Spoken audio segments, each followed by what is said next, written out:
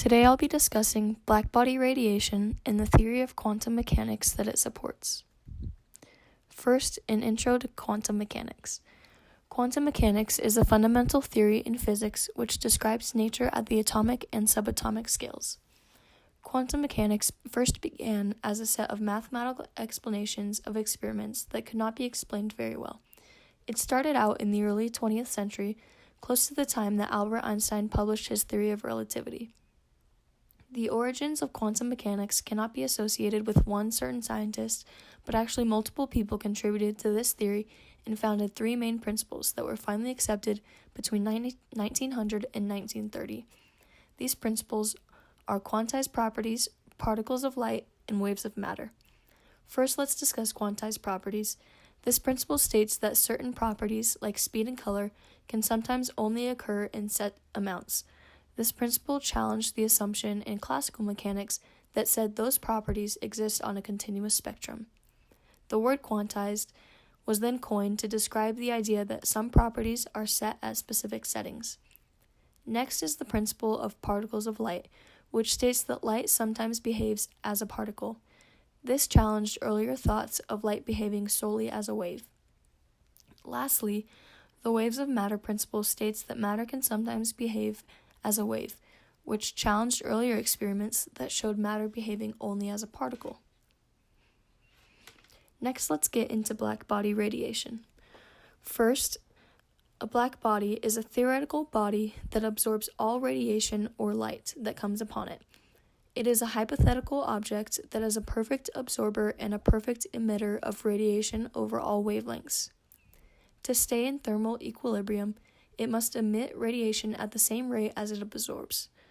So then the specific definition of blackbody radiation would be the thermal electromagnetic radiation that surrounds a body in thermodynamic equilibrium emitted by a blackbody.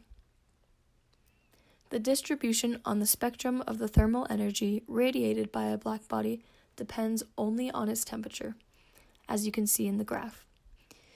In the graph, you can also see that the blackbody radiation curves have a complex shape.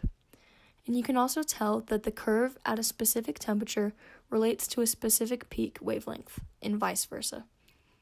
And also, as the temperature of the blackbody increases, the peak wavelength decreases. Next, let's get into the three main laws of blackbody radiation. First, Planck's law of blackbody radiation is a formula to determine the spectral energy density of the emission at each wavelength at an absolute temperature, and it can be seen in the equation directly next to it. Secondly, Wien's displacement law states that the frequency of the peak of the emission increases with temperature, and as the temperature of the body increases, the wavelength at the emission peak decreases. And lastly, Stefan-Boltzmann law relates the total energy emitted to the absolute temperature.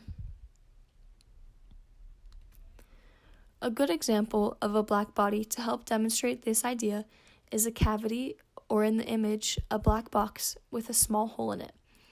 Any light that comes upon the box goes into the hole and is never reflected out, because it would have to be reflected many times off the walls to get back out. But if we make the walls able to absorb the light by painting them black, the cavity makes a perfect black body.